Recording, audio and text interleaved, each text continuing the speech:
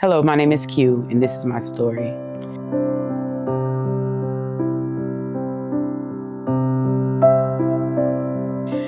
Well, it started on January 3rd. I was visiting my 20-year-old daughter in college in Atlanta, and I met a guy on Facebook dating. I ended up being sexually assaulted. So a couple weeks later, I noticed I was feeling a little different. My cigarettes started tasting different. They was tasting like perfume and stuff. So I ultimately went to the local hospital. And of course, it turned out I was pregnant. As a result, oh man, I started drinking like never before, subconsciously trying to, end it all, I was found on the MARTA train in Atlanta at Jane Doe after drinking a bottle of Amsterdam and ended up in Piedmont Memorial Hospital. At that point, I knew that it was time to at least open up to somebody or try to get some help. So one of my coworkers, she has a sister that has a program in Memphis, Tennessee. Her sister's name is Jessica Owen. Jessica and Ben, you're the greatest. It's called We Fight Monsters.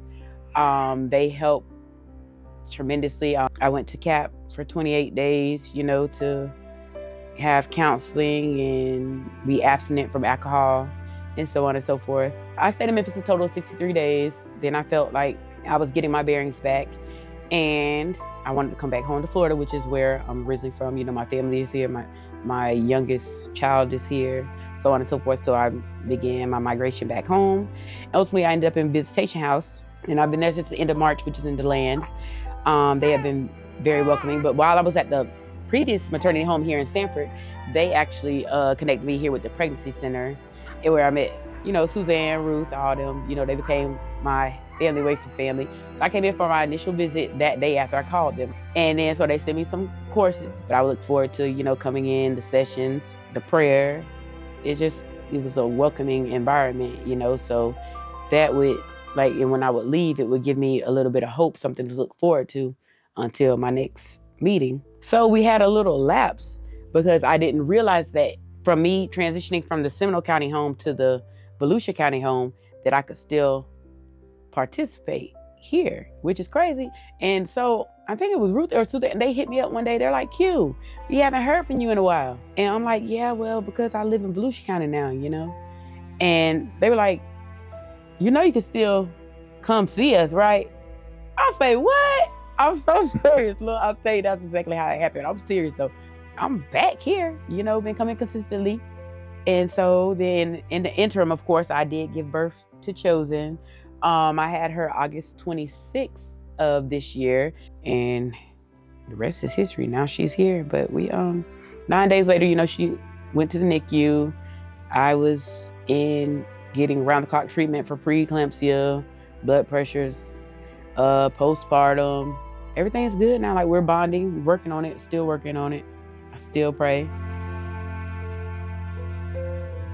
I've always, no matter what, I grew up in foster care, and the one thing with me is my faith has been something that no one, I've been through a lot of trauma, a lot of sexual, physical, emotional abuse, but my faith was something that no one could ever take from me. So even in this situation, I just pray, and I still read my word, even though when I'm down and depressed, I don't read it as often. I still do my verses a day, but I don't get as in depth. But anyway, I prayed about it, and I had opened my Bible, 1 Peter 2:9. God gave that to me. You are a chosen generation, a royal priesthood, that you may know him who brought you out of the darkness into the marvelous light. And that's where her name came from. And then her middle name is JL, which is Old Testament, Judges chapter 4. JL, killed Sisera and Satan, so her name's Chosen JL. But yeah. Well, at first, because when I first came through the doors, it wasn't just me. It was different ethnicities, different people, sitting in the front, and so. But I wasn't very familiar with everything they do until I finally, went in the room. We did the assessment.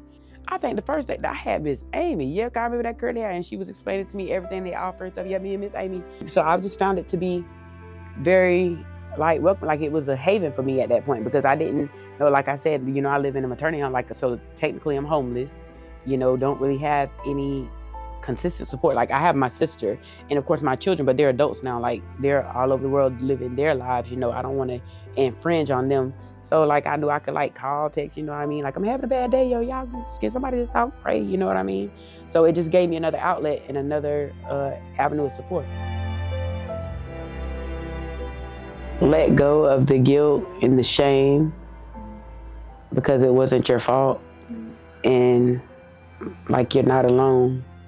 You know, it takes a village. You have God, but also there are people who care.